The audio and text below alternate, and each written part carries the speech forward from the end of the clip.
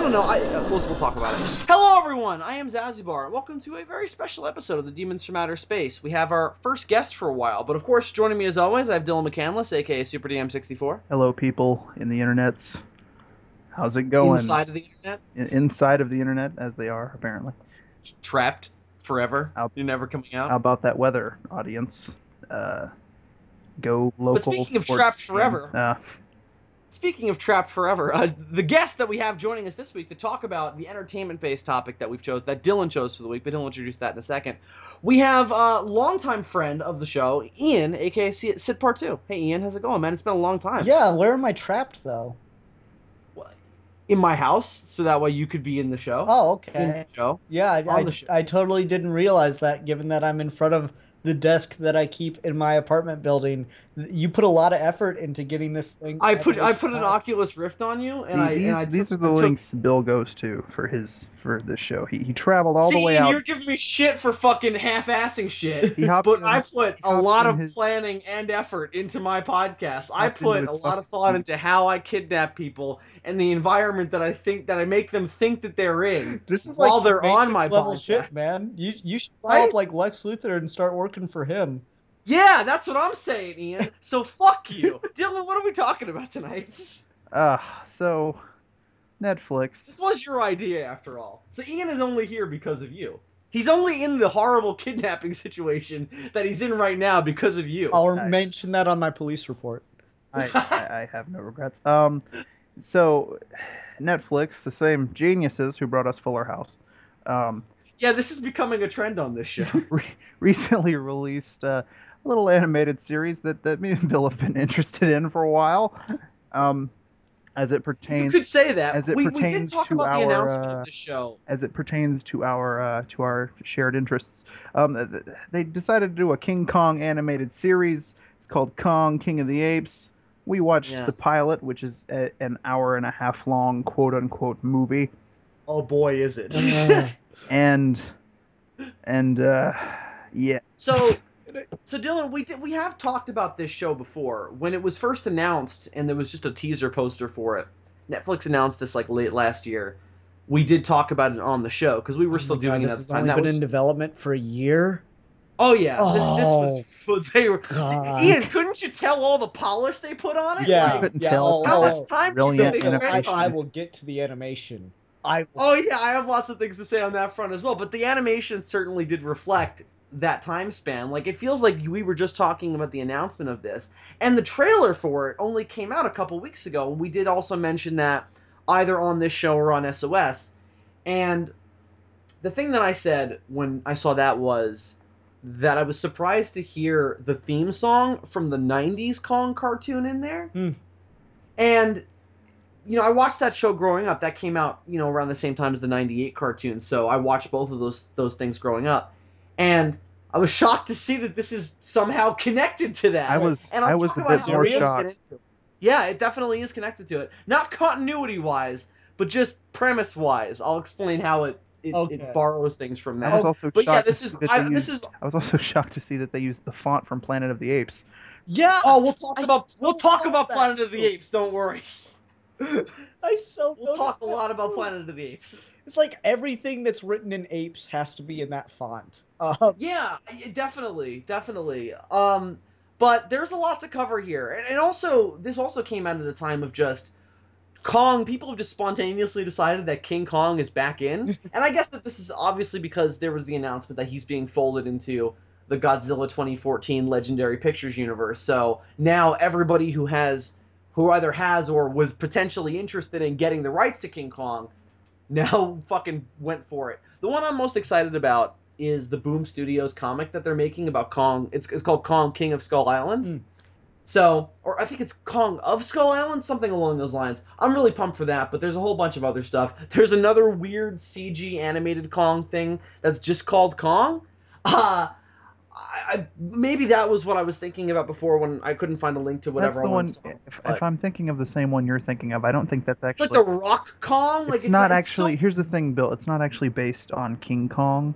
It's based on Journey. I It's figured. based on Journey to the West and a character called Sun Wukong. I made the same mistake when I first saw it. Interesting. But That's it's a Chinese that's some production. shady business right there, my friend. It's a Chinese production, if I'm not mistaken, and it has like nothing to do with. They've done shady things with Kong before. Have you ever seen the fucking? Is it called the Mighty Peking Man? I think it's called the Mighty Peking I have Man. not, but I know it by It's like a reputation. '76 Kong knockoff that China made. It's terrible. Anyway, there's that, which is apparently not a Kong knockoff, so I apologize. But then there's also, of course, you have Skull Island that's coming out next year. And there was one other And one. of course, there's the upcoming announced King Kong versus Godzilla movie that will be getting Oh yeah, yeah, yeah. Well, eventually that's in what the future. That's years out, but the debates on the internet of who will whip whose candy ass have already begun. Yeah, yeah. But anyway, so Kong King of the Apes, amidst all of this, is the most interesting because again, it's an animated series, and again, it's based on the '90s Kong show. So of course, it's for kids. And this one, in line with a lot of the other Netflix original animated series that have been made, it's aimed really, really, really little kids.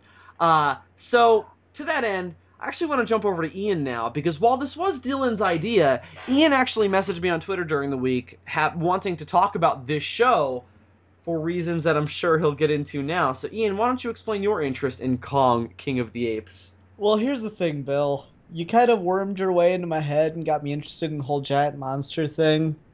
Mm-hmm. And so I just kind of, want to check things out here and again. And so I saw it. Hey, King Kong series on Netflix.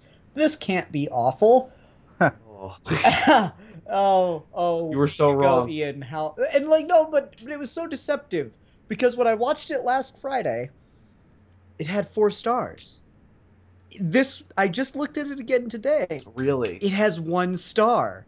Yeah, It that's took what a I saw when week I watched it to earlier. drop from 4 stars to one. People are complaining about Batman vs Superman on Rotten Tomatoes. This is significantly worse to me. Uh, I think like two so little kids watched it the day it came out and gave it a good review, and then actual humans watched it later and were like, "No, this is terrible."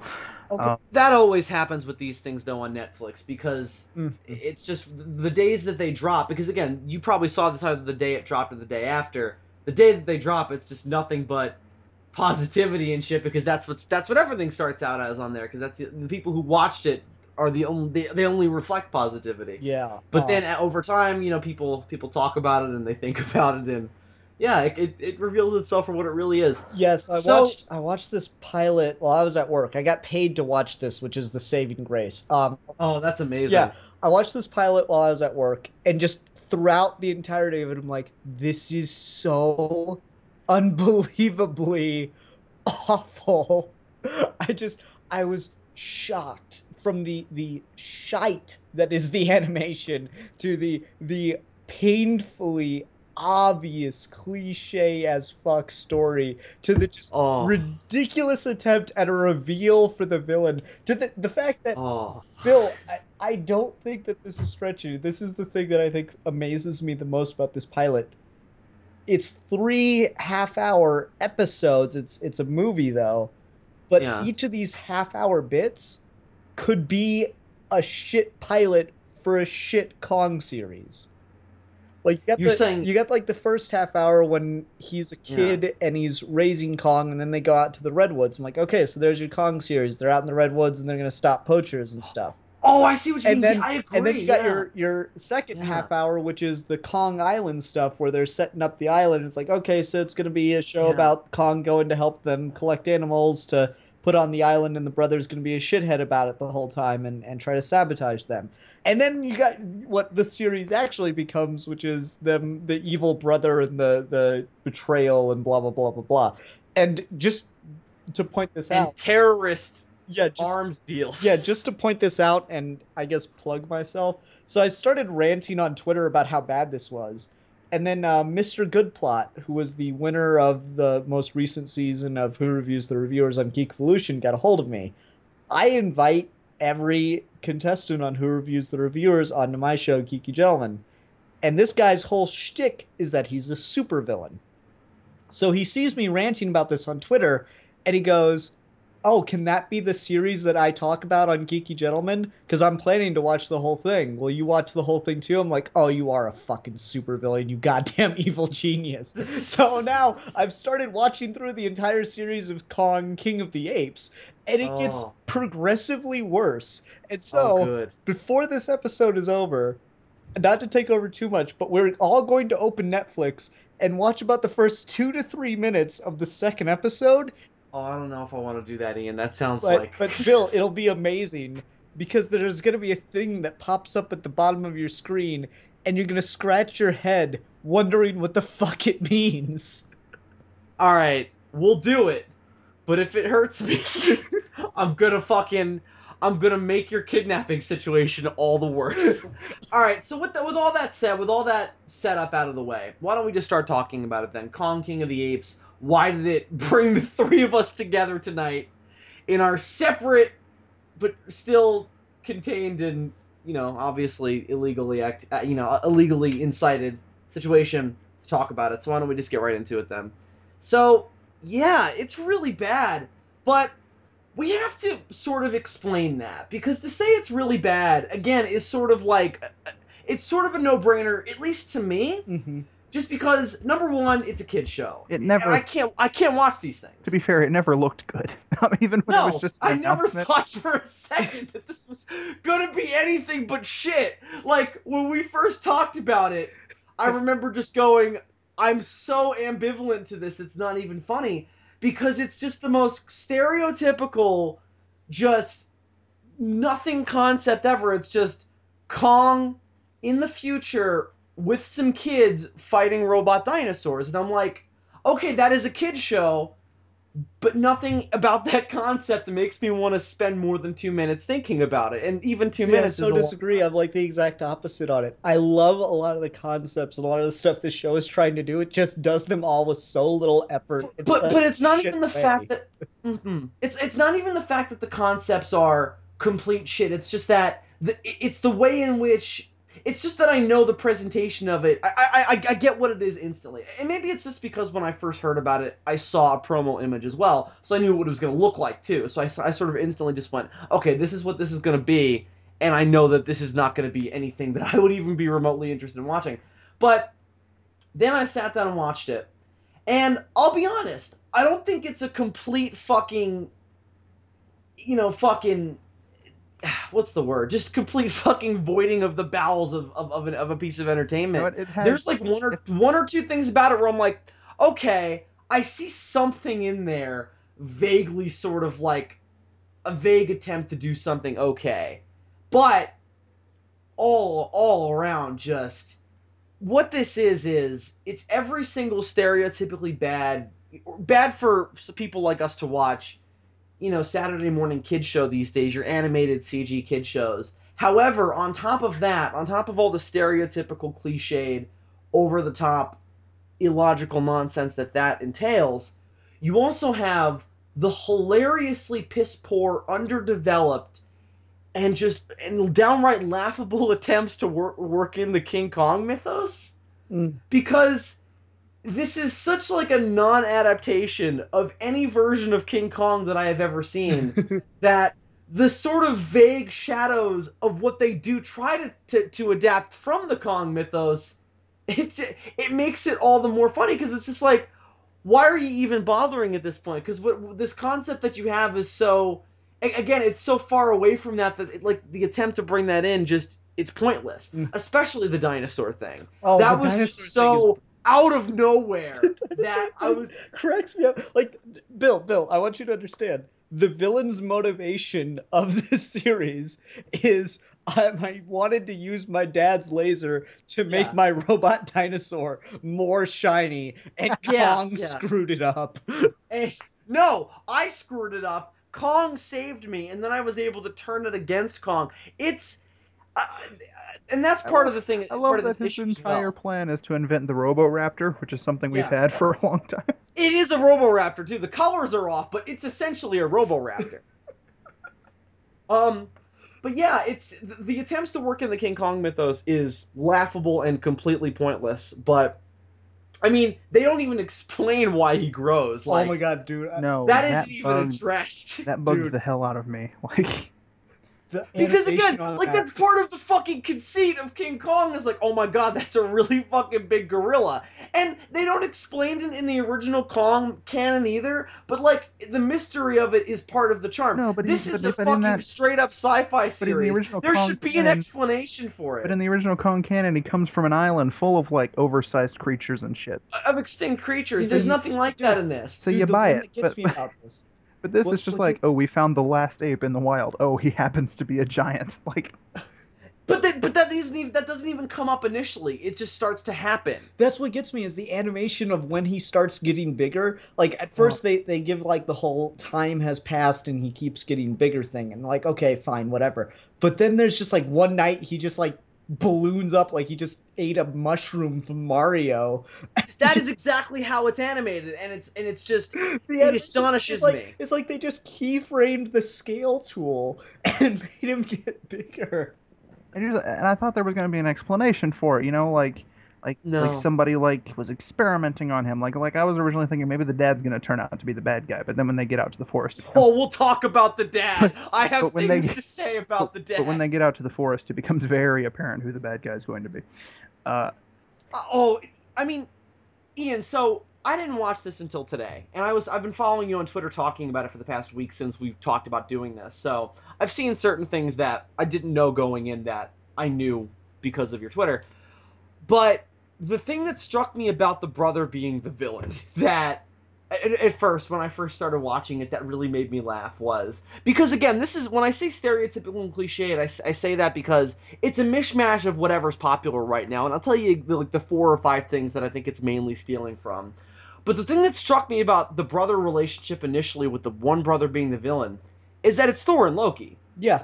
It just is Thor and Loki, and the colors are even the same. One of them is dressed like Thor, and the other, and that's the good one that pals around with Kong, and the other one is Loki. He's dressed like Loki, and he acts like Loki, and even like the relationship with the parents is similar, with him being closer to the mother than the father, and it really just killed me. but Just how. but we can't have him just be a Loki clone, so we're gonna give him an eye that Kano had from Mortal Kombat, and Oh man, that'll make him original. what Wait. a Can I talk about the what a eye? moment. Like it's so stupid. Like just the eye. Yeah. So what loving father that wants to restore his son to as close to, human and normal again as possible after a terrible accident and has a degree Which in cybernetics? What loving father would make that kid's eye one green but two turn red whenever he thinks about something evil or Yeah, what the fuck? Now, Well, they never it's unclear explain whether what the that deal was it's is. never clear whether that was a modification that he made to it later or something. No, Um, because it But then turns why red would when he he's do leaving. that? I'm plotting It something turns red when evil he's right leaving. now. You can because tell because my because eye just turned red. because obvious villain is obvious. But I also think that like it's one of those shows that pisses me off because you see stuff like that and it's absolutely astonishing at how little sense it makes, because you would be left to assume that the father did build that. But again, we could also assume that maybe the son put it in. But the show is constructed in such a way where it sometimes can't decide how you're supposed to like react to it in the moment. Like sometimes it's a completely nonsensical cartoon that you're not supposed to think for more than 2 seconds about. And then it tries to It's shove like a for message for down your throat, toddlers. and you can't have those. What was that? Then it tries to shove a message down your throat, and you can't have those. Ugh. Oh, we'll talk about the message. That's not even what I'm talking about right now. I'm talking about the moments where the story genuinely tries to take itself seriously. Mm. And that's fine. You can do both. Both things can be done in the same piece of entertainment and done well. The problem is it tries to do them simultaneously. And it doesn't work. It's awkward and it's cringeworthy to watch, because then you have the bad animation on top of it, and it Mm. just makes it completely unwatchable. And again, I think that's how you could break this down. This verges on completely unwatchable. Yeah, Oh, you have just by no virtue of idea. what it is. Oh, Just by just virtue wait till of we get what to it the is, the way commentary it's portion, Bill. You're gonna love it. I can't. I'm very excited. So Dylan, what did you think, as the other big King Kong fan here? What did you think of the attempt? to bring in some of the Kong myth stuff into I this, particularly the islands and everything, and don't have as that much. was all really forced. I don't have as much to compare it to because I'm not as big of a connoisseur as Bill is into King Kong animated series, which there are Should several. I talk about? You guys want me to talk about that for a second? Because I'll bring up the stuff that's the same because it's kind of hilarious. Yeah, But why don't you give your thoughts first? general thoughts though. I don't know that there's a lot I can say that you two Yeah. haven't already said. What's another creative way to say that it's shit? That is again, that's something that I hope to try and avoid is because again, this is so obviously bad that I want to get into like the real nitty gritty of what's wrong with it. So before we do that I mean, okay, necessarily, so since yeah. you guys have already just in basic thoughts covered why it's so shitty, I'll talk about a couple things that were sort of saving graces to the show. Number Okay. one, Lucas did not stay a kid for the entire pilot. This is a good Oh. thing because his voice was fucking irritating. Yeah, I agree. He grew up to have like an insanely large Adam Driver nose. He looked like blonde Adam Driver. He looked like a cross between Thor and Kylo He did. Ren. I was waiting for him to turn to the dark side. But other things, the fights are okay. Like there was only one moment in this entire thing where I was like, okay, that's cool, and it was when he grabbed the pterodactyl and used its wing as a sword to cut those other two pterodactyls. Yeah, the Kong action wasn't bad. I like that it was like it was good Kong. It was actual Kong fighting. Like I looked at that and I was like, that looks like something that could be in a real King Kong thing. Like those look like moves that he would do in a competent fight. And Fair then, enough. If only the animation could evoke it properly. yeah. Yeah. The animation doesn't live up to it well, but in terms of just like fight choreography and stuff, Yeah. it's fine in that regard. And then there are moments, like little brief moments of like dialogue where it's like the writers are actually trying to be writers. That's what I'm saying. Like Yeah, where it tries to take itself seriously and it doesn't work. obvious evil twin brothers like robot assistant has some good lines. That was creepy though, because that was some implied sexual chemistry if ever I saw it. Like, I mean, if Oh, between Batilla and evil twin brother, between Batilla and the black friend. Bill, but all three of be them, fair, the Bill. triangle, Be fair. the triads. If you invented a robot woman, Bill, be fair, you would fuck it all the time. All right, don't even not blatantly in a children's show. blatantly Because everywhere, these Bill. characters are obviously aware that they're in a fucking cartoon. Because they break the fourth wall like subtly all the time. Like Colin looks at the camera like every 5 seconds. And cheeses it up, and then they bring in this kid who can conveniently talk to animals. Oh my god, that pissed me off so much. Oh my god! So the moment, and it's my favorite terrible moment, because my favorite line it's terrible. is where somebody goes, "He's a certified animal whisperer," and I'm like, who the fuck certified that? How do you certify whispering to animals if he's the only one who understands what they're saying? Well, here's what gets me, though. They take a class taught by the dog whisperer, and then he gives them this little diploma, and they go out into the world and talk to animals. It's terrible because you know he's just a plot device. Like, you know, this character only Kong exists. already verges on speaking English anyway, so what's even the Kong point is of like it? almost at Scooby-Doo level. But no, what gets me is he's not an animal whisperer. He's a straight up translator. That's not what animal whispering is. No, yeah. It's all about reading behavior and stuff. Yeah, so it's just like, oh well, Kong says And they this. pretend that's what it is too, like because Kong starts to go berserk in this for fucking obvious paper thin reasons of the brothers manipulating him, and they treat it like the only one who can calm Kong down is the Whisperer, the Asian kid, because he's trained in that. But it's like if you just get the other brother back here for 2 seconds, short round. What? Can we just call the Asian kid short round? round? Yeah, definitely, because that's precisely. So short round, if you just get the other brother back here, he'll just look at it for 2 seconds and go, okay, here's what's going on. Let's stop this because he doesn't take the brother's bullshit. They have to write out the only logical character in the whole thing, which I do think is Lucas, just to make this whole situation happen. It's terrible because, like Ian said, it's like he's not doing what an animal whisperer does. Like, the liger will growl, and he'll come out with this complex sentence to describe what the animal is feeling. It's like those moments in Doctor Who where the doctor's like, I can speak baby, but then, like, he goes on to say things that a baby would never even think to say. Like, the first time they did that, when Matt Smith did it, it was fine because he was saying very simple things, don't call her big milk thing. But then they did it that time with Peter Capaldi, and it was like this baby was waxing poetic about their impending doom. It's like that. Yeah. No, like, all right, so with the whole scene with Kong like freaking out and they call up short round, here's another part where the animation just does not get across what little story there is. because you can see arcs of electricity coming from the collar, and no Yeah. one else seems to know. And nobody's like, maybe that's what's causing Kong to go crazy. Nobody thinks for a second that that's what's causing it. And it just astonishes me. Just the level of idiocy on display in these characters, and then again, we're supposed to take it seriously. If this was a whacked out cartoon, that downright mentally incompetent police commissioner would be fine because it would just be a nonsensical cartoon. But the fact that he's in a story where occasionally you're supposed to take what people are saying seriously and there's supposed to be a little more depth to these relationships, again, it just doesn't work, you know? And he's got like a fucking brain problem or something where he's just like, yeah, Kong's evil. That's just what's going on. Does it ever It's bother true. you? He's just standing there waving his arms really threateningly. I have to shoot him, Doctor. Well, Did it like that bother was you the that, like, before the time skip, Lucas like wasn't all that like he didn't have that much animosity towards his brother, but then like after the No. time skip, he suddenly hates him as much as Richard hates him. Like it's just this weird thing that happened. Like, But that's and it's understandable only because the in there. brother is just a supervillain. It's Like I was fine with that. I was like, Lucas is finally just waking up to reality. but like the only thing he's done, like the evil brother did up to that point to even give Lucas a reason not to like him, is that line where he says, "I never liked being a twin anyway," and then he gets on the helicopter. And like if that's the whole reason that they have animosity now, that's a one hell of a grudge Lucas is holding.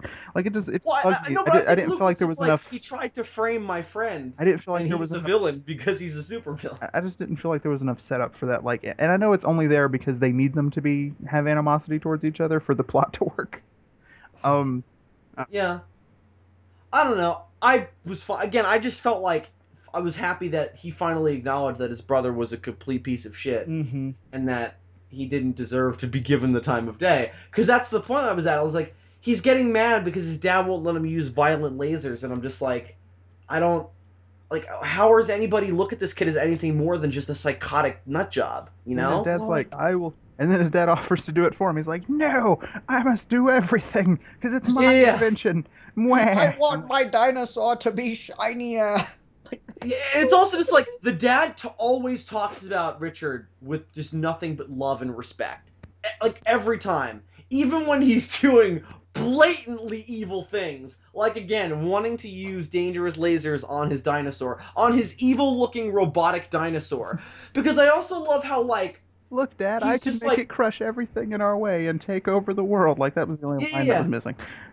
Yeah, no, that was a line at one point. He was like, and I'm going to use it to get rid of everything that stands in my way. And his father was just like, well, I hope that you'll be successful, Richard, in all of your endeavors. And it's just like, your son basically just said he wants to build a weapon to take over the world. Why don't you do something, you incompetent piece of shit? Now, If on the that dad note, had survived to see his son become like an evil villain, he would have been one of those motherfuckers on the news where it's like, he was always so nice. There was no way I ever saw this coming. all right. Now, with I that never would have said, imagined him walking into a school with a shotgun. I just I Right? never imagined him walking into school with a robotic dinosaur. So with that said, with let me talk laser about the guns dad for a attached to his second. freaking head.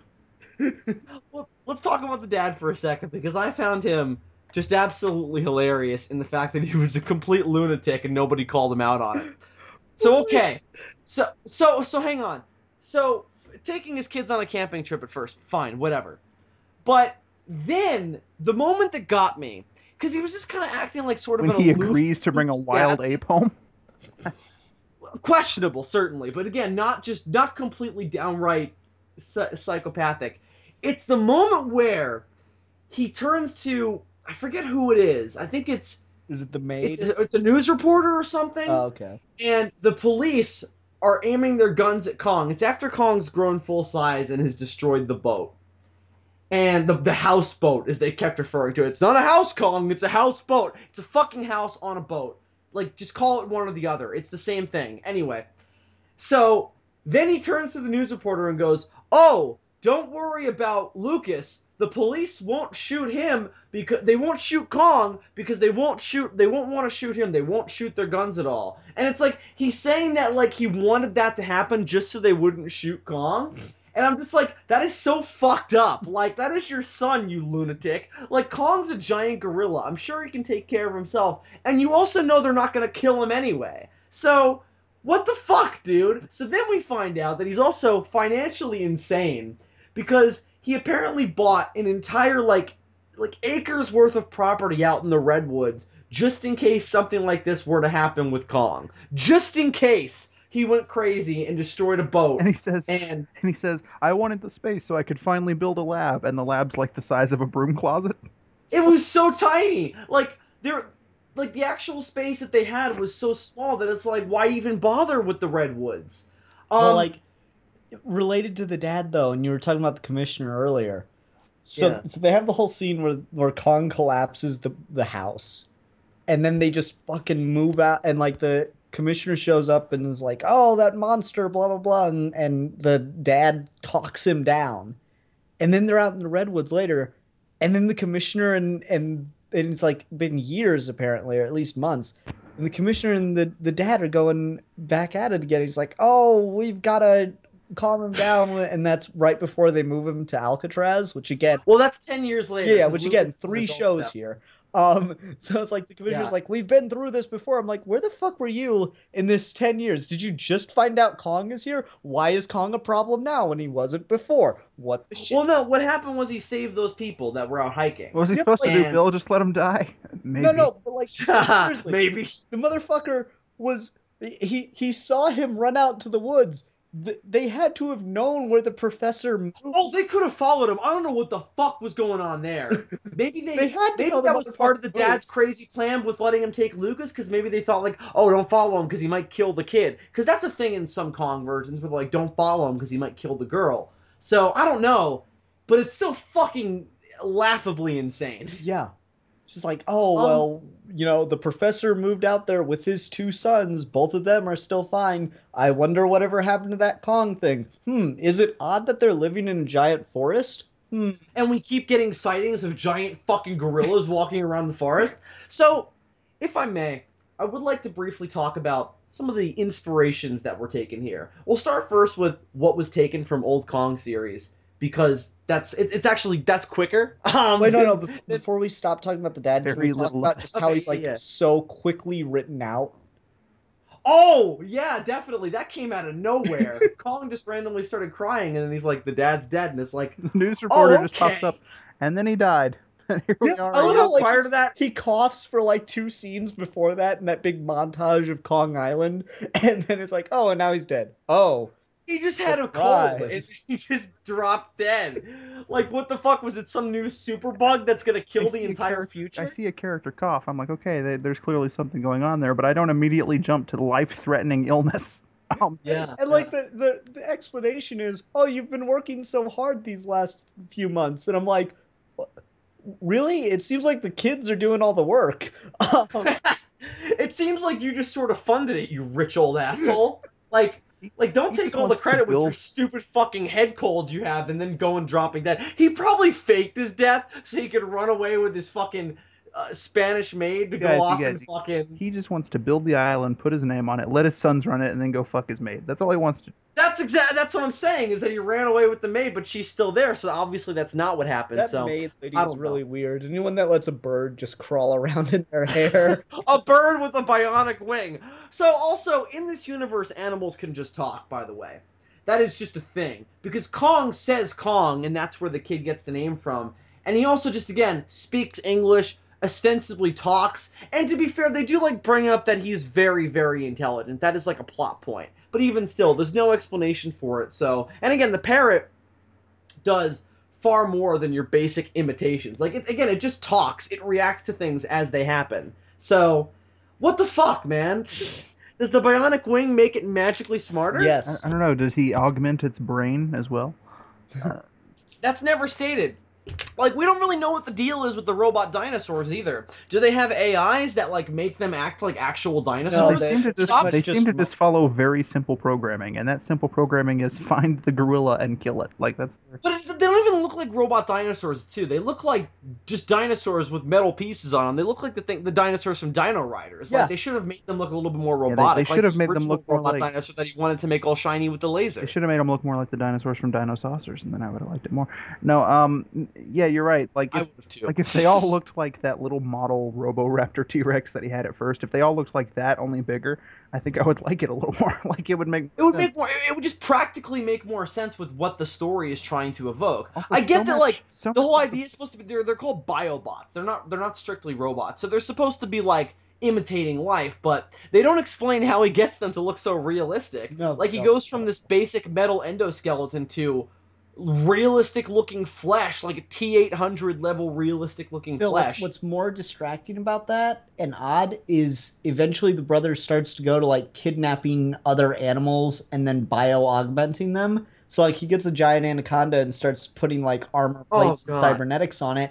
And so it looks exactly like one of the dinosaurs do, where it's got like the metal plates. I'm like, wait, did he just like clone dinosaurs and then add cybernetics? That's what I thought.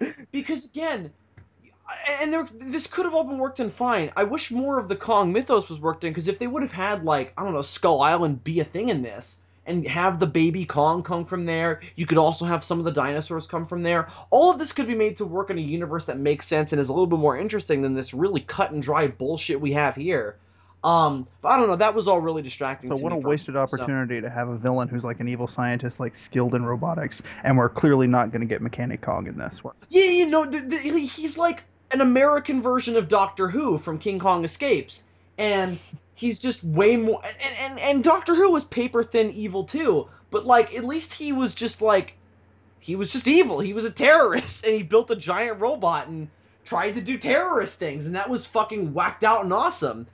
And this is just like really distractingly over the top and kooky and dumb. Well, and so So okay, his motivations. Okay, so much of the conflict in this comes from I want to use more of the island for my dinosaur exhibits. No, we need to use more of the island for these real live animals. And then the other one's like, fuck animals, robots are the future. I'm like, why are you even on this island? Why don't you go like establish why your own why place? why does he have to stay? Yeah, why not get another island? Well, Why because not no go one back to Go his out place in there, the buy an Redwoods? island off the coast of Costa Rica, fill it with dinosaurs. It works, believe me. Yeah, if you're so obsessed with fucking dinosaurs, just go be a John Hammond. Well, like A what gets me robotic about John it is like people are apparently just so apathetic. Oh yeah, giant robot dinosaurs. Who cares? That's so 2010. If I was Hammond. there, I would Also, the be. general public in this is they're like such sheep, like such easily led brain, and maybe that's supposed to be social They're commentary. over there I giggling. doubt it. They're over there like ogling the dinosaurs, like oh, and then like Kong roars and like oh, and then like they like walk over They're the. so easily distracted. It is like It's like they exactly all like have Futurama. ADHD. Oh, it is so like Futurama. Sorry, I It's was great. drinking soda right out of the bottle because I'm a fucking animal. Anyway, so um, okay, so let me break down some of the things that they took from other Kong cartoons in this, because I've seen most of the only other two Kong cartoons that exist. So you have the one from the early '60s that shit, what's their name? Rankin Bass put out. Rankin Bass being the people who made all those claymation Christmas movies. Oh Video God. Those reindeer. Uh, and that cartoon then had two live action movies sort of based on it. First of which being Godzilla vs. the Sea Monster, which was supposed to be a King Kong movie called Operation Robinson Crusoe and was supposed to be based on that show. And then you had King Kong Escapes, which was more based on that show, obviously, because it had Kong in it. And it has Mechanic Kong and a whole bunch of other elements taken from that show, including Doctor Who. That show is absolutely unwatchable. Like, it's more unwatchable than it's more unwatchable than this is, but I would rather watch it than this because it's shorter. They're 10-minute episodes, so I would so much rather watch those. And also, those are unabashedly over the top, just unabashedly insane, whacked out, crazy stories. There's no continuity between them. They call the Kong Island something different every episode. One episode it's Mondo Island like it is in the movie, and then one episode, or in the King Kong Escapes movie, and then one episode it's Skull Island like it is in the original movie. So it's fucking insane. But again, it's only 10 minutes, and it's more befitting of the time. The only thing that kills it is the animation is just complete garbage. So that's what makes it truly unwatchable. But again, It is ranked. rather watch it than this because it's just more tolerable because it knows what it is. What were you gonna say, Dylan? You said the animation was garbage, and I was just saying it is Rankin Bass, after all. Well, yeah, certainly, and it's along the lines of like your filmation stock and stuff. So it's not good, but again, just it knows what it is more, so it's better. It's better than this. But the thing with that is as well that the premise of that show was just sort of people chilling on an island with Kong, and that was sort of what I thought they were gonna do with this. Like I thought the status quo of this show, like you said, it's 3 different shows wrapped up in one, and I thought the status quo they were gonna go for, like that cartoon from the '60s, was scientists chilling out on an island with Kong, and every episode Kong does something heroic, because that's what the premise of that show was. Kong was chilling out on Skull Island or Mondo Island or whatever it was, Kong Island, and every episode something would happen that would require his intervention, and he would go and do it. And it was always something different. Like one episode it was, "Hey Kong, there's a giant golden temple on the bottom of the ocean. You're the only thing that can lift it. Go do it." And that was the conflict of the episode. Wait, why does he have to lift it? I don't remember. Why can't he It just was leave in it there? somebody's way, maybe. I don't know. He had to get it out, and he did, and he had a big golden crown, and that was the moment where he was called King Kong. It was quite charming. Huh. Then there was one where he had to fight off. There was one where he had to fight off a pair of lions, So a giant pair of lions. they seriously just stay on the island the whole time? No. But the island is where they're based out of, so Okay, that's what I I was about thought. to say, at least in the Hanna-Barbera Godzilla cartoon, they were on like a boat and No, like, but that's going what around. it was like. It was sort of the basis for the Hanna-Barbera Godzilla, in that was the premise. They would go around on a boat with Kong, and they would drag him around on a raft, and he would go and solve different problems. Englehorn was actually in it. He was the only character that was in the original King Kong that they carried over, and the Venture was there as well. Interestingly. None of that in this, obviously, because that's actual Kong mythos, and this doesn't go anywhere near any of that. But that's pretty much it. Just sort of the family of scientists, point being, is what they take from that. But that is also a major element of the '90s Kong animated series, which is very different. But again, it's meant to, as sort of the Jap, because also importantly, that Kong series was also released in Japan initially. That the '60s Kong cartoon was put out in Japan first and not in the US until later. So then in the '90s, when the Godzilla animated series was really popular, and you had the big craze of '98 Godzilla, they put out this series, and it's very telling that it was inspired by the Zilla '98 cartoon, because it's essentially the same show. Every week there's some kind of monster, and Kong is dispatched out to stop it. And there's like the difference between it and Godzilla, and part of the thing that makes it 10 times dumber is that, although it kind of makes it sets it apart at least, is that it has an overarching story, like this does. The '60s Kong cartoon, obviously not, completely episodic. This had an overarching story that's more like Kong King of the Apes, where there was a competing villainous French scientist called Ramon de la Porta, and what he wanted to do. So in this version, the Kong mythos was that Kong species were the protectors of Atlantis, which has also been carried into other versions as well. And so now they're ripping off Gamera. Wonderful. Well, no, but that was actually in Kong first. The idea of Kong's origins being rooted in Atlantis comes from the King of Skull Island book, and that was actually borrowed from that. I don't know if they ever knew that Gamera had that as well. I doubt it, but maybe. I don't know. So that was the case in that series. So Kong and Skull Island, or Kong Island, whatever they called it in that show, were the remnants of the Atlantean civilization, and the Kong Islanders were the remnants of that civilization. Although in that show, you only ever see one Skull Islander.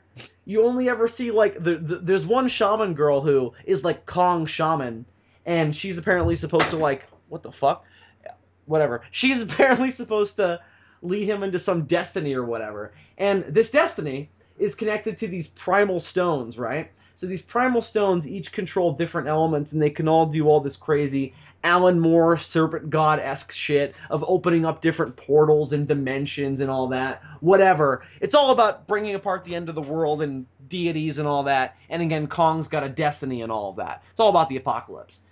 Thing is about all this Kong is a clone. And he's a clone of, I think, the original. So, if I remember correctly, it's been a long time since I've watched it, in that it's been like a week. Because I watch it once a week. No. In that, there's a kid like in this, and again, it's sort of like a family of scientists thing, where it's a kid and his grandmother. The grandmother is a great geneticist, And for some reason, again, that I do not remember, she has the DNA of the original Kong. And sort of the events of the original King Kong happened, like he climbed the Empire State Building and got shot or whatever. Something like that I happened. don't And understand why when you this show say is in San Francisco. when you say she has the DNA of the original, so she just like one day she's I like don't know, Dylan. I don't remember where she she was got it just from. carrying it She just around in her has it. pocket, and then one day she was like, "Oh, okay, No, but she got no, this." she has like a lab. But like they don't even like the creation of the new Kong isn't even like the inciting incident of the series. Like that's already happened once the show opens. Like they don't get into any of the origin stuff. Like it's just there and they tell you what the new Kong is. And what he is he's a mix of this kid, Jason, her grandson, and the original Kong's DNA. So he's part human. So at least in that, there's an explanation for why he's a little bit more intelligent. It's bullshit pseudoscience, but whatever. So in that, his intelligence is explained. So what they take from that though and bring into this show is the design. Like this Kong looks almost exactly like that. But it kind of looks like the '60s cartoon version too. For some reason, Kong is blue in cartoons. That's just a thing that animators have been deciding for the past 50 years. Because Why? he's blue. I don't know, but I he just because he's don't think they like to color things black. Like, I think that's the case as well because black is too dark and it doesn't stand out enough, I guess. Because there's also a '90s Kong musical cartoon Oh movie, and God. in that he's also blue. I've been threatening to review that for years. One day it's gonna happen. I'm I have it on surprised. VHS. I'm surprised they haven't just made him brown in cartoons, because at least that's a color that's like in nature. Well, in that on the cover he's brown, and that movie is called The Mighty Kong, by the way. If you're interested in tracking it down, I don't know why you would be. It's pretty balls, but again, '90s cartoon that came out right after that. That was also made to ride on the success of '98. But again, back to that cartoon. What's taken from that and brought into this show that I thought was weird was the relationship between the grandson in that show, whose DNA was part of Kong, and like they were like that, like he always called Kong bro, and they grew up together and they hung out. And there's also a time skip in that where they jump like 10 years forward and Jason's a college student and he's reunited with Kong and they go on all these adventures together and stop De La Porta, who was his professor. And it's complicated, don't worry about it. It was another paper thin villain reveal that made absolutely no sense, that nobody saw it coming.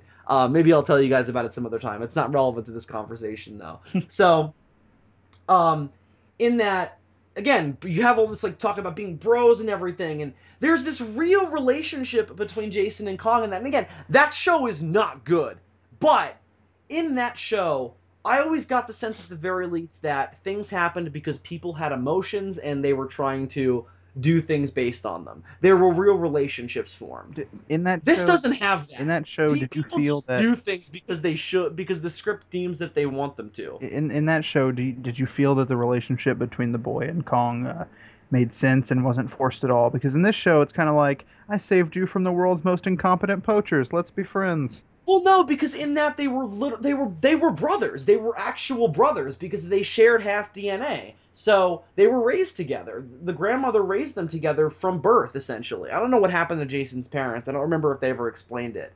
But in this, again, it's like a mix of that. Like you have that relationship between the boy and Kong, and you have that in the '60s show too. There was a little kid who hung around with Kong too. But it's more similar to the '90s show because he's calling him bro and everything, and they were raised together. So I didn't buy the relationship in this like I did that old cartoon. And also, again, speaking of all the attempts to bring in the Kong mythos, mixing it in with whatever the fuck this show is, whatever the fuck the weekly premise of this show is, because I don't even think I understand that at this point. The Uh, Kong is framed for being evil when it's really Richard, and so each week they're trying to foil Richard's evil plans, but they end up always getting the blame. oh, I No, don't. no. Well, why is Can I Kong talk a about the fugitive? animation again? Also, Because he's like, framed in the most like Well, hang on, let ridiculously me just say this obvious one thing. ways. Like, Let me just say this one thing. I thought that in this part of the problem as well was just there was no emotional reason for anybody to do anything. mm, Everything that had to be done was said out loud, and their motivations for doing it was said out loud, either to themselves or to each other, and sometimes they acted like they didn't hear the person spell out their motivations in dialogue. mm, Did you guys notice if that? yeah. only Especially from Richard. if only Kong and Richard's mothers had the same first name, then they could resolve their differences and become Yeah, friends. certain because the rivalry comes out of nothing except that Richard doesn't like the fact that he's an ape. He's racist essentially. You're a stupid, smelly ape. Banana breath. Yeah. Yeah. Okay, so like just one of the animation things. Yeah, go ahead. Go off on the animation, Ian, because I just went off about the story. So go off about the animation. Oh, I mean, it's absolute shit. There's like no Yeah. shading. Like everything is just like like the grass is just flat green. There's no texture to it. A lot of it. It looks like a '90s CGI movie, but not like a good one, Yeah. but like a This really looks like cheaply Food thrown Fight is together. just like barely a step below this. It almost Yeah, felt like, I agree. It almost felt to me like they were trying to make it look like a hastily drawn 2D animated cartoon. I was like, well, why didn't you just make it that? Might have been cheaper. Yeah. There's been an attempt to like marry those two animation styles recently, and I think sometimes it works okay. Like I like the way Star Wars: The Clone Wars and Rebels does it, but this just no. Well, like all right, so like there's that. I'll pick an example from the pilot before I go to the series, but there's Kong rescuing the people on the mountain during the mudslide or whatever, and like his foot slips, and it just looks like really blocky lines in the side of the mountain. And it looks awful. It's just like the most cubic, non-natural kind of shape you could possibly get. But the one that got me is you see Kong a couple times in this get in the water and be wet. And let's first just acknowledge the inconsistency of whether or not Kong can swim in this series. But second, you see the Kong get in the water and be in the water. And then there's an episode where Kong is being framed for a diamond heist. You've heard me correctly.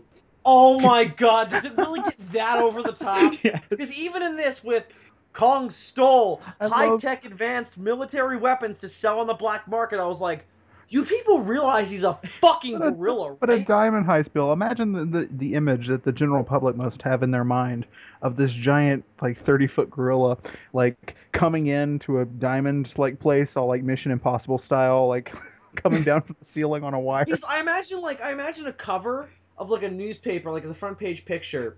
It's Kong like looking at the camera with a spotlight on him, and he's just holding a big sack filled with jewelry that's just spilling out onto the road, and he's just running away. Yeah. Like and he's got like a little bandana mask on. Okay, but anyway, getting back to the image. Smoking a joint. There's an episode just because they got to make him look a little bit on the edge. There's an episode where he's framed for stealing diamonds, and they watch him live on the news steal the diamonds and jump off the Golden Gate Bridge into the water.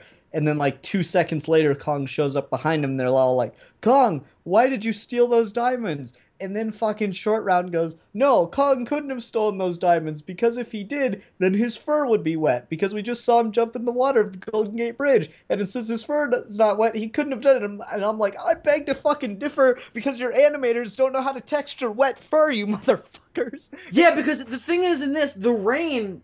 Because rain effects are easy to pull off on. They're easier to pull off, I'm assuming, than like other environment effects. Because Ian, this is your field, yeah, so like the rain looks good. It just has no effect. It does. He doesn't. That's the thing.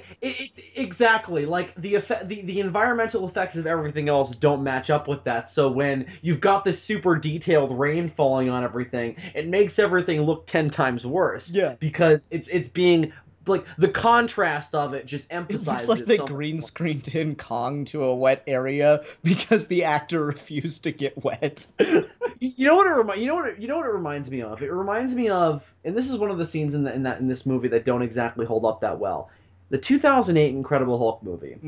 The scene where Hulk and Betty go in the cave during the rainstorm. I really like that scene, but some of the shots don't hold up that well now because the CGI of the Hulk doesn't match with the CGI of everything else.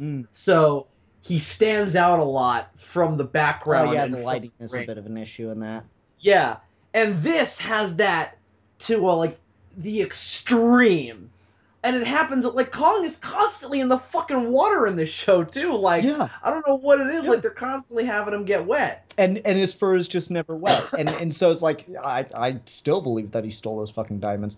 And then also just like a lot of it just all looks like horrible. Like they have scenes where like Bottilla will like turn her head a full 360 degrees, and it's supposed to look creepy because she's a robot, but I honestly believe that any character in this series could do that.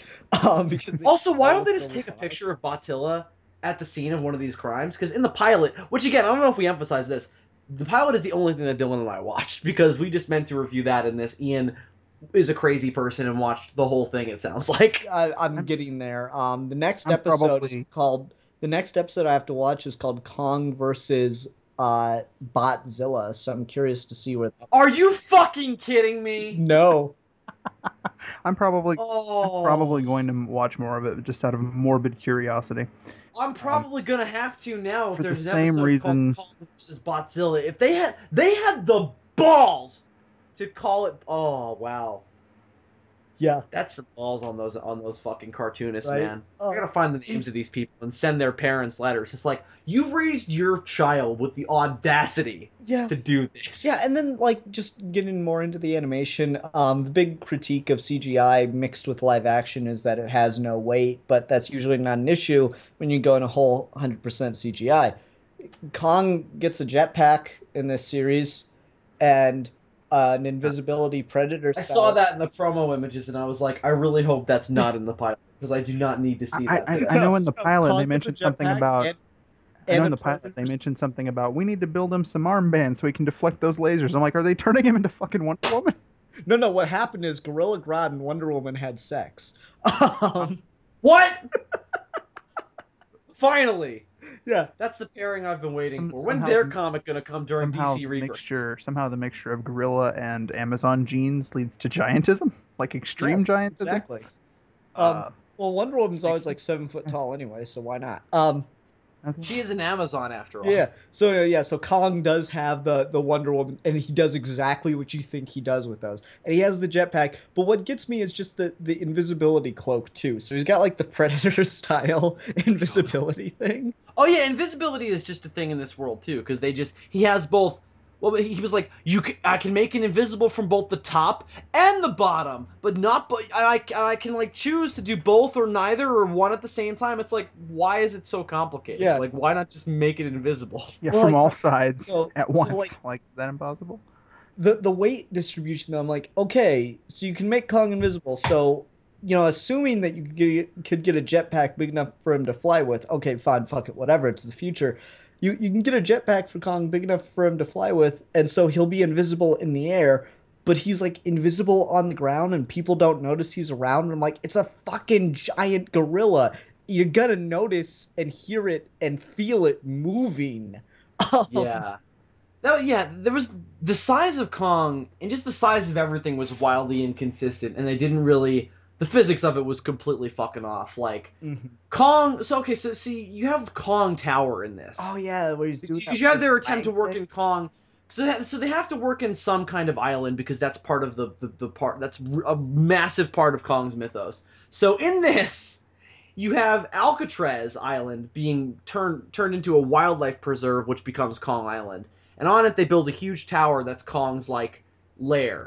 Again, Also, sort of working in elements of the mythos that aren't really connected to this at all. Also, not the best place for a wildlife preserve. Very limited space. These motherfuckers have acres of redwoods. I just want to mention that again. I don't understand. No, I do understand because the writers couldn't have them go to the redwoods because at that point then they wouldn't have a hideout for Lucas and Kong. Couldn't you just reverse Um, those? Couldn't you just make Alcatraz the hideout?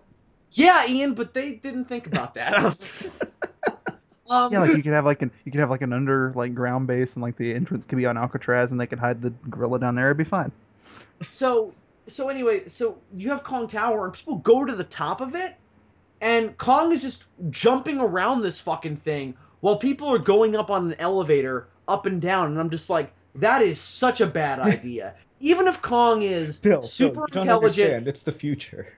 I get it, but We have even in any advanced future, elevator technology. yeah, but we don't have advanced. Kong might fuck up technology because he's a fucking giant gorilla. The most Oh, intelligent but they we say do, he Bill. We do. has. In case he goes berserk, we have a shock collar that makes him go even more berserk. Oh, good, perfect. Because if he just is off by one minuscule of his jumping, because all he does is leap around this fucking thing when people are going up and down it. He could knock the entire structure over and kill hundreds of people by knocking the whole thing down. Like, just think about it. What if he just got distracted for 1 second and just missed one of his handholds and just went tumbling down and knocked the tower or landed on some people? Like, can you just imagine? my Mhm. My favorite moment is when he's on top of the Golden Gate Bridge. And Lucas is like, "Put the plane down," and he just puts the plane down on top of the Golden Gate Bridge, and they leave And Kong was all and they leave it there. And I'm like, "What about the pilot, man? How's he gonna get down?" Like, yeah. Also, Kong. So Kong would have killed that guy, by the way, as well, because he looks at him for a second and is like, I probably shouldn't destroy this, but then he clearly wanted to. Like, he was gonna do it, but Lucas stopped him. In most things like this, in most stuff where Kong is like supposed to be a superhero, like the '90s Kong show, whenever the military tried to attack him, all he would ever do was dodge, and he would like rip them out of whatever weapon they were using and put them down. That's what he would do That's what they because it move was on to with this. Is he like always shakes people out of their planes and stuff.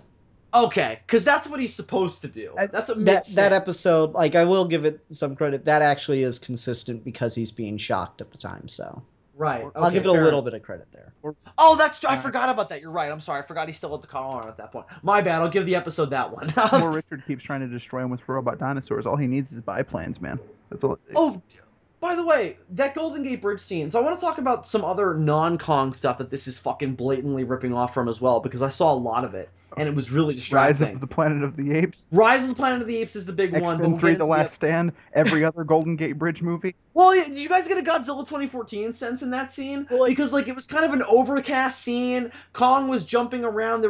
They were worried about people being caught in No, the I definitely crossfire got more on the of a- bridge. I I definitely was got like, somebody Rise- watched Godzilla 2014 and wanted that scene, but it had to be for kids. Definitely So got more of a Rise vibe because he's like hopping around on the bridge, not decimating fair it. enough. Well, you'll love this because later on they go back. They keep going back and forth from the Redwoods to San Francisco by having Kong swing under the bridge, just like in Rise of the Planet of the Apes.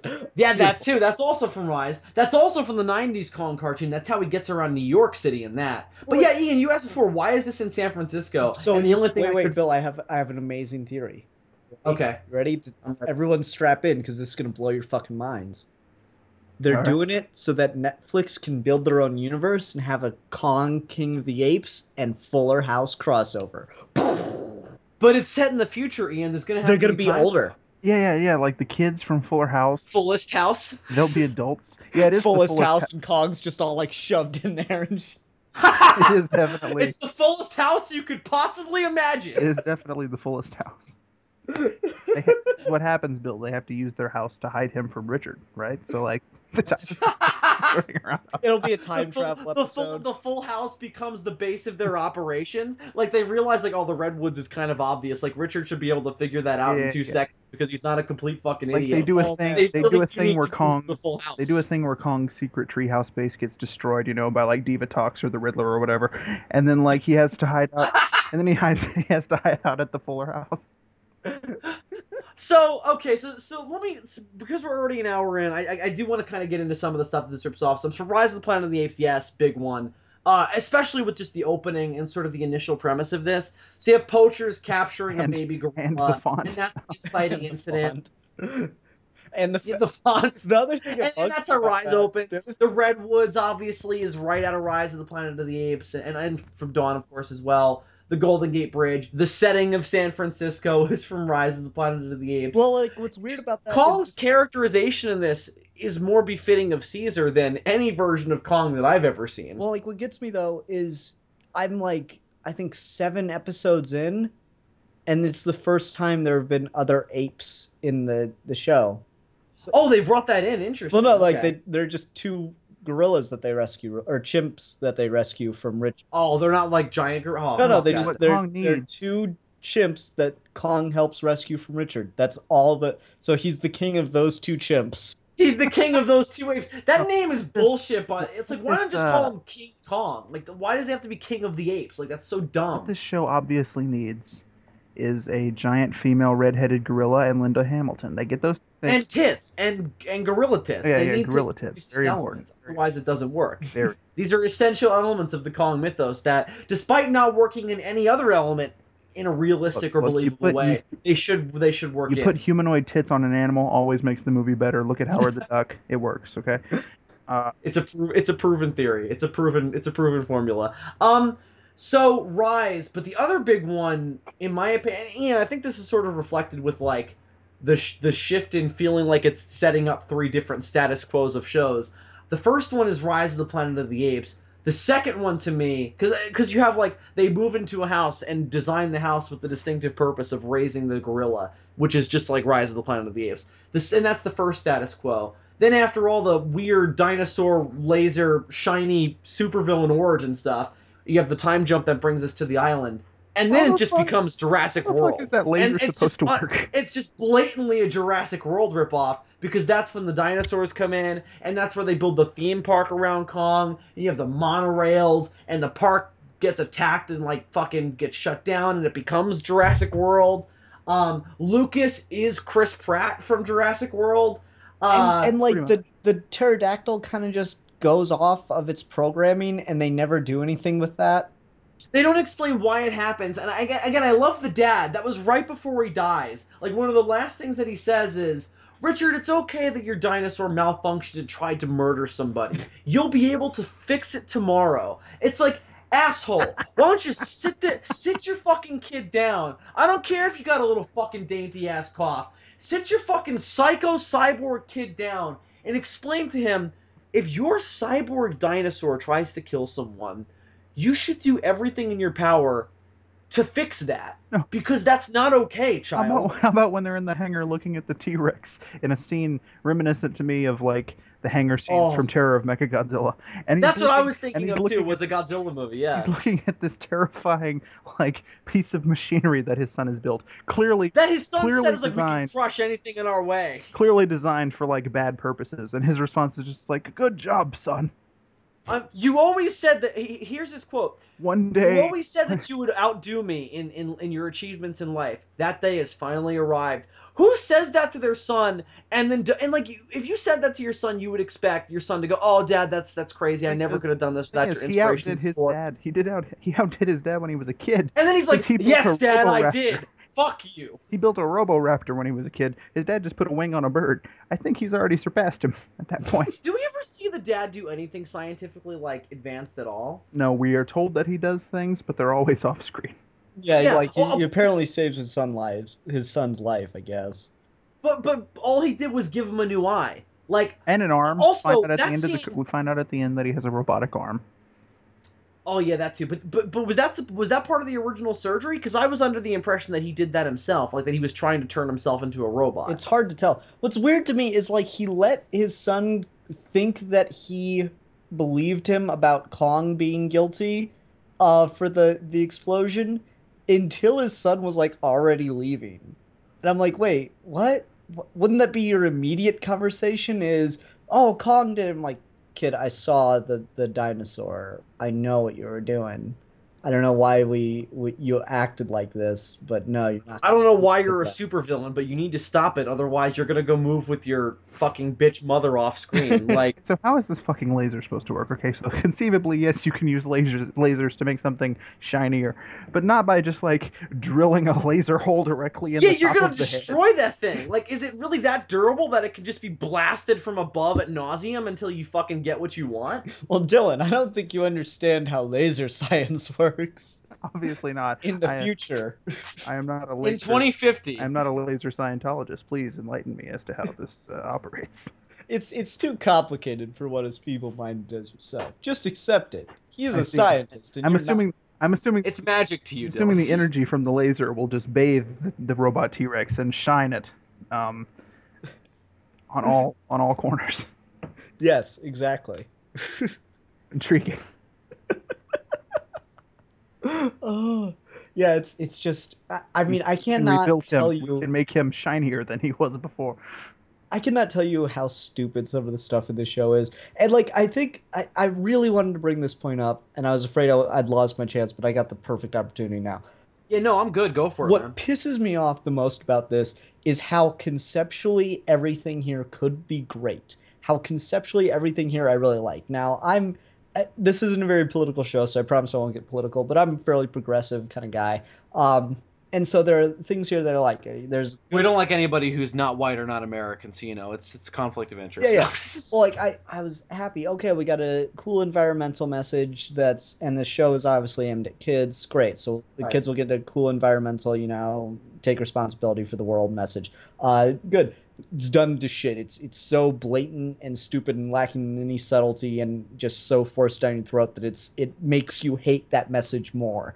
And then it's got diversity. It's got Hispanic and Chinese characters in it, and they're just part of it. And it's cool that they decide to introduce characters like that, but they're stereotypical, stupid, and annoying. So you just wish that everyone was an annoying white guy as opposed to an annoying Chinese guy, because now it ruins diversity. Um, I mean, yeah, I did enjoy that all that was kind of there. I And again, enjoyed that that it was was just some of there. the vague, like, good kid show stuff that they did. Yeah, I enjoyed that it was there, but it was done so shit that it pissed me off. And there was also some moments where the writing felt like it was a little bit self-aware about what it was. I can't really remember any specific moments, but there were definitely moments where the characters seemed to be self-aware about the kind of show they were in. Mm. And those were kind of cool. Again, no specific moment is jumping to mind, and maybe that's a testament to how unmemorable this show is overall. Because that's a fact too. It's very dull. Like it's very hard for me to kind of pick out really. Like some of it does jump out because it's just so weird, but a lot of it is just very dull. Like so it sets up a lot. It sets up the action a lot. There's a long build up before any real action actually goes down, as opposed to just Kong waving his arms around. And once it happens, it's boring as shit. And Yeah. again, I think part of that is also just because the animation is such crap. Oh, it is. But it's very dull. It's very boring. But Ian, I do agree with you. I like the attempt at diversity there as well. I like that he's got a black friend. Yeah. That he was sort of a remake of a character from the '90s show who was white. Well, They've he's got like similar that personalities. character from the Godzilla show that was black. He's a bit Yeah, like or whatever. Yeah, Randy was her. Randy was a Hispanic character, but he is similar to him. because he kept calling the Esse no or no Hefe. no he didn't say essay, Hefe. he said Hefe. Yeah, Hefe. That's he it. kept calling what's That's, his name fucking he said both at some point. fucking pop He would top. call Nick Hefe. I think it Yeah. was he supposed to be Dominican or something? Because he looked I black. think I think he was supposed to be from whatever country Godzilla initially invaded in the movie. Oh, I don't remember whichever. I think that was the Caribbean.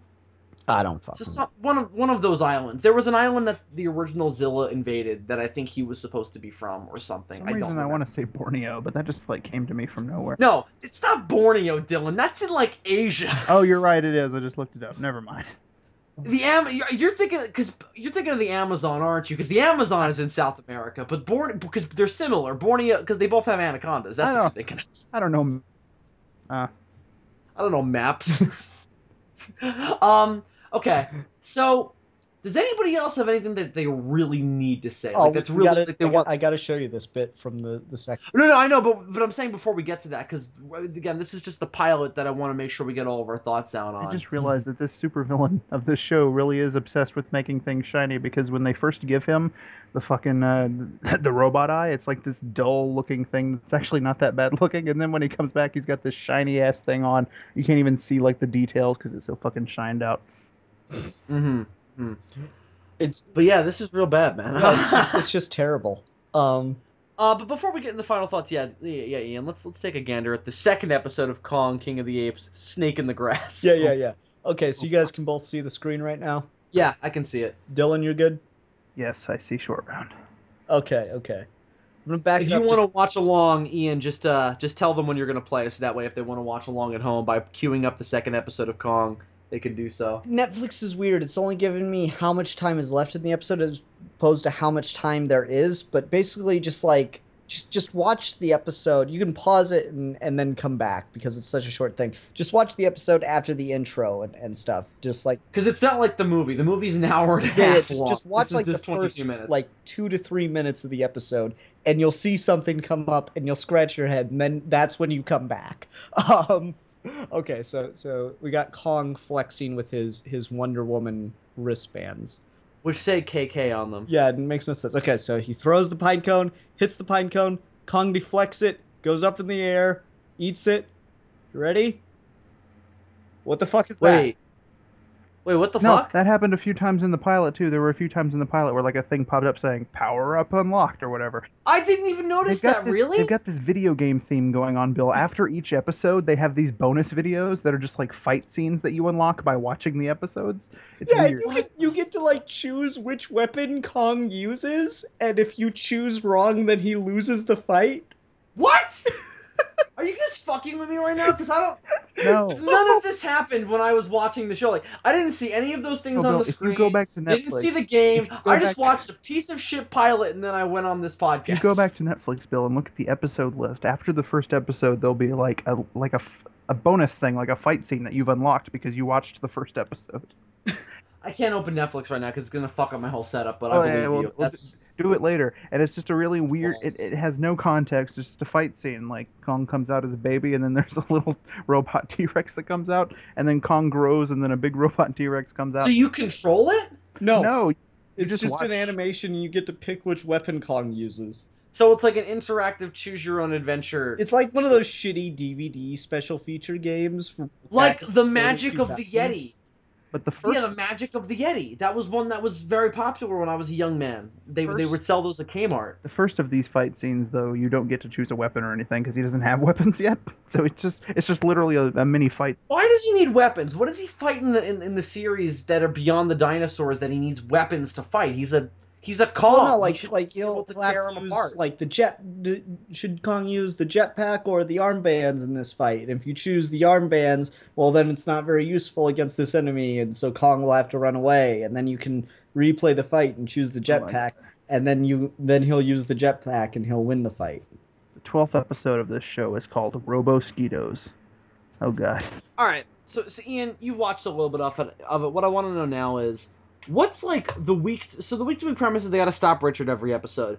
But what does that mean exactly? So what do they do each time? Like, what is Richard trying to do each episode that they're trying to stop? Because it can't be like Richard sends out giant robotic dinosaurs to stop an old lady from crossing the street, and Kong has to go stop him. Like, is that it? Like, is that every episode? And then Richard's like, oh, Kong tried to stop the old lady from crossing the street. He's the one who did it, and then everybody just believes him. Is that it? Okay, so the diamond heist episode.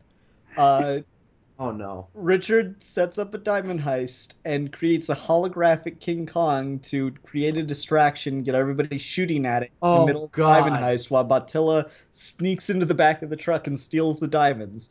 And so Kong gets blamed and so the diamonds are missing, and of course Kong gets blamed for it.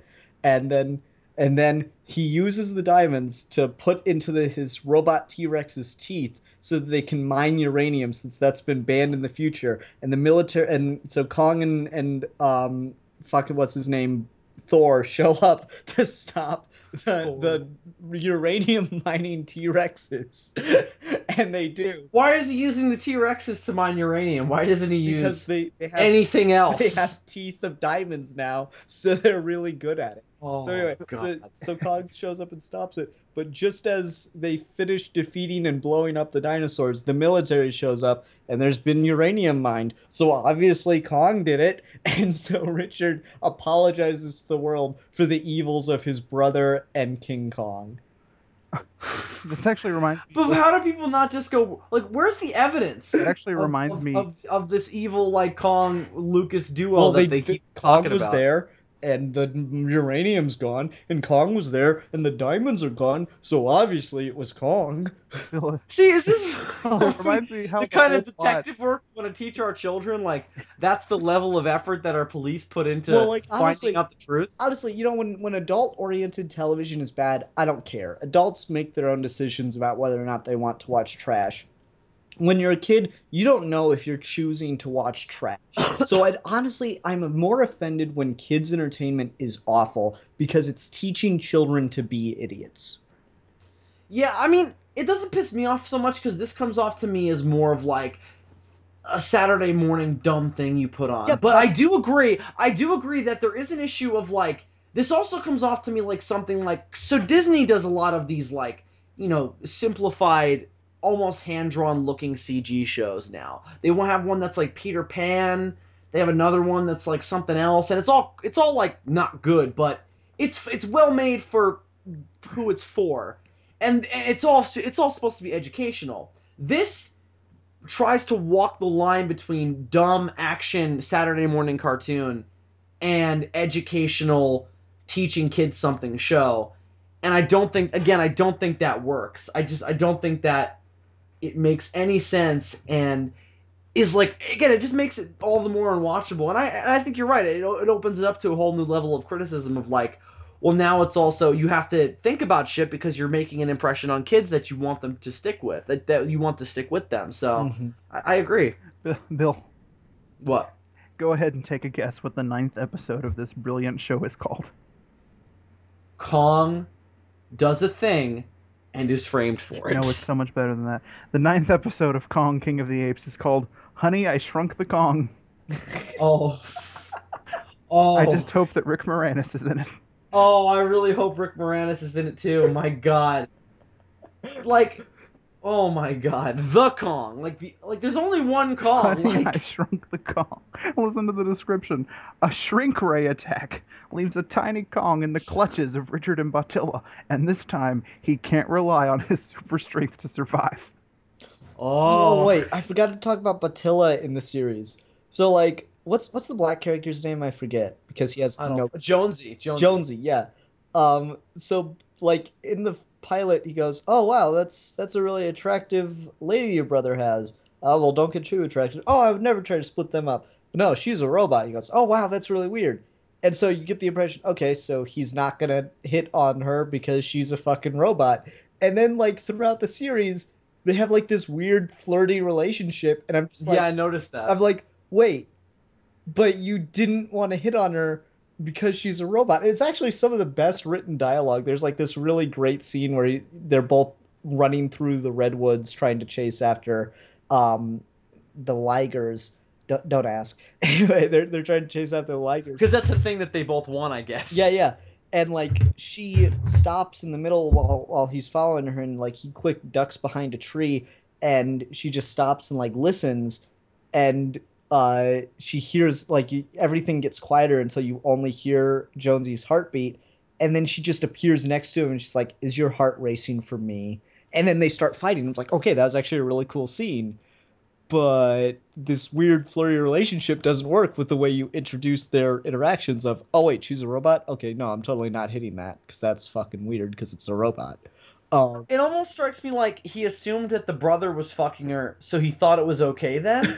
Like, just because he thought the brother was doing it too, that he thought like, oh, I guess it's cool then. But the brother's a supervillain, so just because a supervillain does something doesn't mean you could do it. Like, that's not how that works. Yeah, it's such a bad show. Oh my god. Yeah. So why don't we wrap things up then with our final thoughts? So, I don't know, Ian, why don't you start us off? What's your final overall consensus on, mainly the pilot of Kong King of the Apes, but just your overall thoughts on the show in general, I guess, since you watched more of it. If you are a parent and you have a child that wants to watch this, delete your Netflix account and just keep them very, very far away from it because Block the word Kong on Google. yeah, no child should have to suffer through making a decision that they do not yet understand and watching King Kong or Kong King of the Apes. That's another thing that pissed me off. No one calls him King Kong, but they call him Kong King of the Apes. Doesn't make It's sense. weird.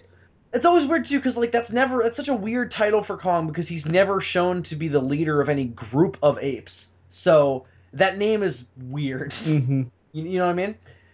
Dylan, final thoughts on Kong, King of the Apes. Of all two of them, it sounds like is left. Because that was the other part of this was too. Kong was the final gorilla left in the world, and he just happened to be one that grew real big. Why the hell did it have to be ligers anyway? Like you've set up a universe where we're all They really like Napoleon you Dynamite. set up a universe where all your animals are endangered, and like any big cat you capture would be impressive to these people, and yet you have to pull out like a liger. Like, ugh, it's just a weird, poorly written, poorly animated, poorly thought out. Just don't just don't do it. Don't be a masochist, kids. Just go watch Animaniacs instead. That's on Netflix now. Yeah, that's good for the kids. That'll make you intelligent. That's some good edutainment. They'll drop all kinds of it really sex is a jokes smart that you show. won't. They'll drop all kinds of sex jokes you won't get them till you're older. It'll be great. Yeah. But you'll learn something along the way. And you'll learn something along the way watching Kong King of the Apes too, but it's not something that you need to learn if you're a small child trying to, nurture a life. It's something you want to learn when you're in your 20s and learning how fucked the world really is. Just watch this show and you'll see a bunch of people scrambling to make an animated series vaguely based on King Kong to be dumped onto Netflix for dumb kids to watch when they get out of school. It's really That's what disappointing this because I is. would hope that Netflix would fund a good animated series. They don't though. All of their cartoons, I mean, maybe some of the anime stuff they have is okay, but all of their animated series that they've produced in the U.S. are crap. Well, like, I it's The weird haven't Inspector because Gadget I one, haven't crap. watched any of their other ones except for the adult-oriented ones, BoJack Horseman and F is for Family, and I like both of those. But Oh yeah, there's those. Those are great. But I mean, like their kid stuff is bad. Like I've watched a lot of their all of other their kids kid stuff. shows, I have heard nothing but crap about. Like just nothing but well, just. like what gets me is they start with House of Cards, which is very much like an HBO series, and when HBO did animation, they did like Spawn the animated series. And so you think Netflix would at least try something like that, Well, but they did. BoJack Horseman and F is for Family are more along the lines of that, but they no, also have BoJack all their Horseman's kid more shows. like South Park. Yeah, but I mean, it's adult. It's adult though. Is what I'm No, but I saying. meant like serious animation, as in Oh, you mean? Oh, you don't. Japanese Okay. anime. They do have the Knights of That's Sidonia. Japanese anime though. Right. Yeah. I don't know. I mean, they should. They should give it a shot. I mean, Kong was certainly. I think they probably should have tried to do that with Kong rather than trying to do something for kids. Because what kid gives a shit about King Kong? Because there's also an air in this of like trying to make King Kong hip and cool and with it, and it's just why Wait, even Bill. I bother? just Just thought of like an awesome realization that you're gonna love. You ready? oh no, I so rarely do, but okay. This is gonna be somebody's first King Kong. I you see that's so true. This show Oh, is perfect. This show is perfect for if you have a friend that you're trying to corrupt. Like you can show them this, and they'll give up their hope on humanity. if you want to ruin their life, show them Like this. Yeah. if this show had been around when me and Bill had first become friends with Andres, our process of jading him would have been so much quicker. Oh, we have to see if he's seen this because this is just. I mean, it's just it's astronomically awful. And so interesting in how bad it Yeah, is. that's like the thing that got But me. it's It's like not worth watching is the it is thing. so head I don't think it's worth scratchingly watching. bad. I don't think it's so astronomically bad that it's worth seeing. It's not a train wreck that's worth watching be a Well, train here's the wreck. thing: It's not Fantastic Four. if you're an adult who already has a fully developed mind and won't be hurt by this, it is so bad that it's like intriguing in a way. It's like I don't agree. I don't think it's worth. I think maybe initially, maybe like to watch the first 10 minutes, but beyond that, it's not worth it. Like I just think it's boring and dull, and I don't think it's bad enough to warrant any kind of like maybe a little bit of it, but skim it. it it, Yeah, that's what I'll say. it, Skim it. I think that's it definitely gave me a, like enough to get the enough of what is so bad it's good about it that is worth anything. it gave me a feeling that I haven't had since I was a small child watching Teletubbies, and that is that feeling where you're like trapped because you're like, this is terrible, and I want to change the channel, but for some reason I can't, and like it's like Well, I felt that because we had to do this fucking review tonight. it just like paralyzes you, and you're like, this is so bad, I have to keep watching to see how bad it's going to continue to be. I don't Right? know. Yeah. Because like once you start off with like annoying kid's voice, you're like, oh god, okay, it can only get better from here, and it Yeah. doesn't. If that kid had been in it for the entire hour and a half, I probably wouldn't have made it. I wouldn't be alive tonight. I would have probably ate a bullet. Like it was so bad. He was terrible. Kids, watch the 90s Kong show if you're looking for a Kong animated series. If that's a very specific niche that you're trying to fill, that is the best option that you have. I'm Bill, you're gonna sorry. get like subscribers, like younger and younger subscribers for years now, where they're gonna be like, "Man, fuck you for not liking Kong, King of the Apes. That's my People King with Kong. That was the in first King five Kong I ever years, liked." I'm gonna get nostalgic like 15-year-olds who are gonna remember watching this when they came Oh home from God. elementary It's gonna be school. like a few years ago when we got all those new giant monster fans who thought that Guillermo del Toro invented the word kaiju, Oh yeah, and we definitely. were like, And no, even with kids, 2014, no. people who were like, Godzilla is so cool, but I've only ever seen that movie, and it's just like, well, there's a whole facet of this conversation that you're not going to understand and will potentially be mad at us for.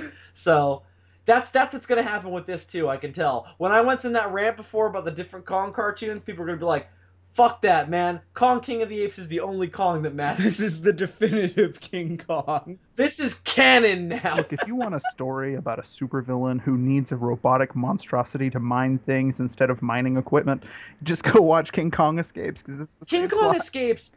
Okay, so King Kong Escapes is everything over top and crazy about this show, but done in an entertaining and fun context. Like again, that movie is not great, but it's at least entertaining, and I do think that that's very watchable. This is not. This is just cringeworthy and completely. Every second, I was just like, I feel less intelligent for agreeing to watch all of this. I feel like an idiot. Well, think how I feel. I'm watching the entire fucking series. You're a bigger idiot, but I still God, feel like an idiot the animation, for in agreeing to this. But I'm still glad that I did because it was a ball talking to you guys the about it. animation in this So, show made me apologize to Dragon Ball Super. I was like, I'm sorry, guys. Like, oh yeah, I feel like we were way too harsh on Dragon Ball Super now after watching Dragon this. Ball Like after Super has like after reviewing another animated series, like I feel like we need to when we eventually do the Resurrection F stuff, we're gonna have to be like, this is a fucking masterpiece. Dragon Ball Super has like long periods of looking fine, and then every now and then there's a really bad frame. This is like it's Yeah, all bad. I agree. Animation and story wise, Dragon Ball Super is fine, and then something really bad happens that this distracts you for the rest of the show. This is just head scratching moment after head scratching moment, and then And then occasionally like you get a something power really. up, and you're like, wait, shit, Yeah, I was playing a video game. yeah, and then just something really, really bizarre Where do I happens, and plug in those my are the fucking moments where you're like, controller? I'm glad that I sat down to watch this crap, but even still, not worth it. Like that little gimmick Like, is so like a maybe thing the that you get video like. game, maybe the video game gimmick is why they have these Crash Bandicoot graphics, but it doesn't make sense because kids today are used to video games that look fucking real. Like, Yeah, Right, like this doesn't work on any level it's so like weird that. because Yeah. like that's such a gimmick that you give like an annoying 2-year old a dead controller, and like they think they're playing the show, and then they just it's like they knew that that's what parents do, and I'm like, what? Well, I also think there might have been an attempt here because it looks kind of like an app game. Because a lot of toddlers now, you'll like parents will buy them iPads and they'll play apps on them and stuff. And I think that there was also an attempt to make this look like that. Because I could totally see this being turned into an app game and the graphics would look the same. So I think there was maybe a little bit of that. But all right, boys, we're really far into. Is there anything else that either of you would like to say about Kong King of the Apes? King Someone Kong does not save need to me. be Wonder Woman. I'm sorry. So Ian, you still have another video to do about this, don't you? Yeah. Oh, when are you doing that? I When's don't know. that I've, due? I've got to finish the series first and then ask Good Plot whenever he. So you're gonna finish it first, then figure out the date. That's probably the smart way to do it. Yeah. Pace yourself, my friend. Don't torture yourself just for the sake of that, man. Well, Be like sure to he go is into an the Don't chat. artist. enter that kind of relationship again, Ian. Not after Russell T Davies. He is an artist. Like he does title cards for Cap and stuff. And I'm gonna see if I can convince him to draw a title card of me as like Alex from Clockwork Orange with like the things in the eyes. Um, That's awesome, man. because that's just like the perfect title card for how this series, like how I feel watching this. Like I have to be watching it with someone, even if it's just my pet lizard, so that there's someone else there to suffer through it with me. Just so you know that like human contact still exists, and every now and then you can just go, I can still communicate with something Yeah, I on a could just be level like that this Danny. does not I fulfill could for look at me. like the lizard that just is clawing at the. It's funny because like I'll get him out for the day and I'll set him down and he'll go claw at my glass door all day trying to get out to my porch, and I look over at him as I watch this show. I'm like, I feel the same way, man. Be sure when you review this entire series to extol the genius of Honey, I Shrunk the Kong. We're all dying to know. Yeah, Ian, you really got to let me know how that episode is because if it's a standout, I'll definitely go back and watch that one. Well, I'll let you know That and how I'll Kong let you know versus how Godzilla. Kong versus Botzilla is too. Yeah, definitely. Those are the standouts that I'll go back to. Oh, But all right, so I guess that's the other question too. Is so Dylan, I'll ask you this: Are you gonna watch the rest of it? I Were you compelled? I'm like I said, I do have morbid curiosity, the same sort of morbid curiosity that compelled me to watch all of Fuller House. I don't think that I could sit. I didn't have that because Dylan, at make least a in Fuller House. drinking game out of it. I don't think I can take all of this. We've done that before. It didn't turn out so well. I don't think I could take all of this in a in one sitting. Like I usually No, definitely not that. I- Fuck that. I usually binge watch shows, but I feel like this is gonna have to be something I pick up an episode every now and then of, just to like Maybe. die a little inside. Like maybe I feel Maybe if they do something really crazy, I'll come back. But for the moment, again, just this was so bad that it just didn't even compel me to like if I have want to find out more. a really good day and my spirits are lifted and I have a newfound hope for humanity, I'm like, okay, I obviously need something to level me out. I'll go home and watch Kong King of the Apes. Yeah, I feel that. Yeah, maybe I'll have that reaction over time. But for the moment, all I have to say is thank God we have lots of other Kong stuff to look forward to in the future that'll hopefully be a lot better than this. I have a lot of high hopes for that Boom Studios comic. I hope that that's really good. I'm really, really interested to see what they do with Skull Island and with Kong vs. Godzilla 2020, and whatever other random Kong stuff that gets announced in the midst of all that. So, yeah, we'll see what happens. This was certainly a low point for the resurgence of Kong stuff, though, in the coming years. So, thanks again to Ian for guesting on this episode of the Demons from Outer Space, man. We appreciate it. You definitely lent a interesting and amusing perspective. You're welcome. I'm glad I could do it. This is so much fun. Yeah, definitely. Well, Dylan, that was certainly an experience. Yeah. So next week we'll go back to science stuff.